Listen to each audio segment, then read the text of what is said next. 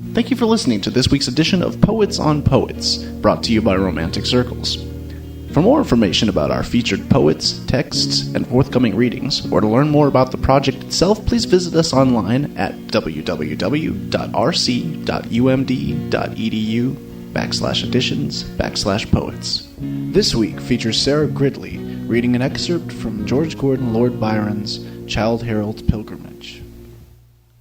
There is a pleasure in the pathless woods. There is a rapture on the lonely shore.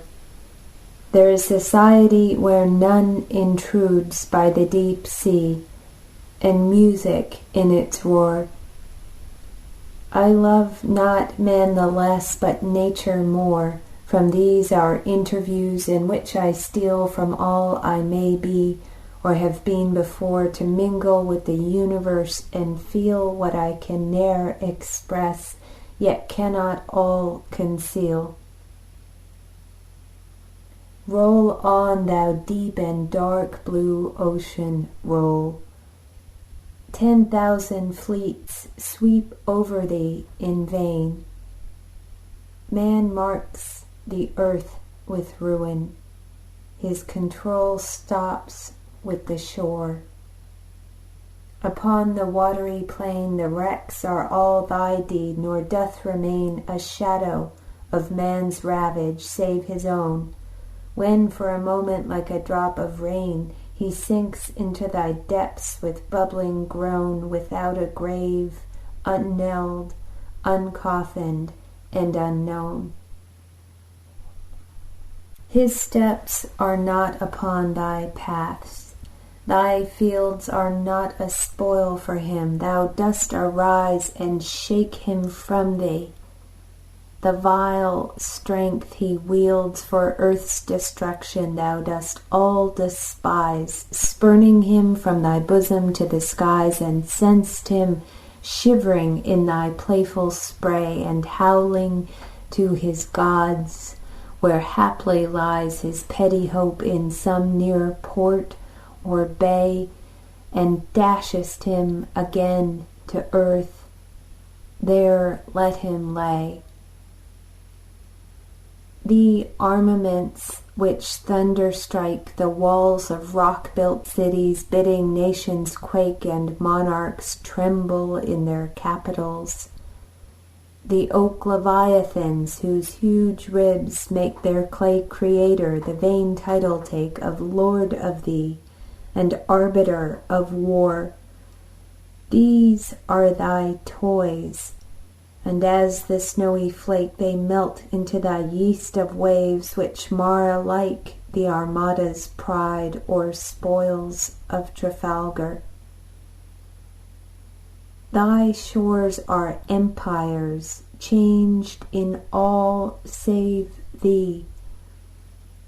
Assyria, Greece, Rome, Carthage, what are they?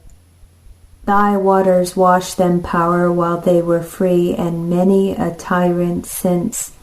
Their shores obey the stranger, slave, or savage. Their decay has dried up realms to deserts, not so thou. Unchangeable, save to thy wild waves' play. Time writes no wrinkle on thine azure brow, such as creation's dawn beheld, thou rollest now.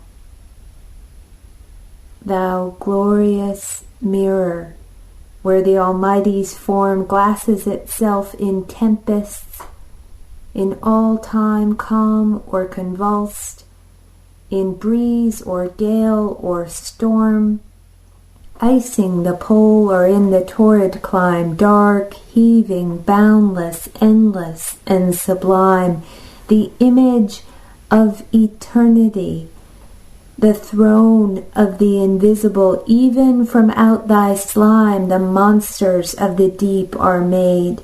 Each zone obeys thee. Thou goest forth dread, fathomless, alone. And I have loved thee, ocean, and my joy of youthful sports was on thy breast to be borne like thy bubbles onward. From a boy I wantoned with thy breakers, they to me were a delight. And if the freshening sea made them a terror, 'twas a pleasing fear, for I was, as it were, a child of thee, and trusted to thy billows far and near, and laid my hand upon thy mane, as I do here. My task is done. My song hath ceased, my theme has died into an echo. It is fit the spell should break of this protracted dream. The torch shall be extinguished which hath lit my midnight lamp, and what is writ is writ. Would it were worthier. But I am not now that which I have been, and my visions flit less palpably before me, and the glow which in spirit dwelt is fluttering faint and low. Farewell, a word that must be and hath been, a sound which makes us linger, yet farewell. Ye who have traced the pilgrim to the scene which is his last, if in your memories dwell a thought which once was his, if on ye swell a single recollection, not in vain he wore his sandal shoon and scallop shell. Farewell. With him alone may rest the pain, if such there were. With you